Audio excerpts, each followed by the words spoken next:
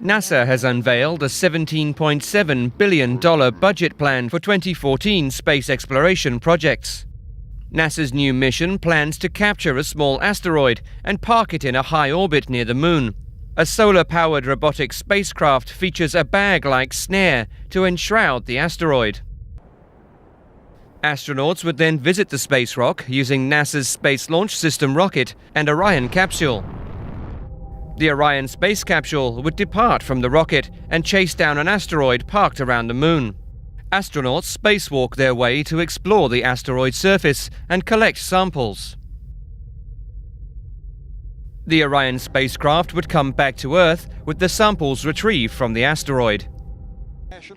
The Orion spacecraft would land in an ocean splashdown.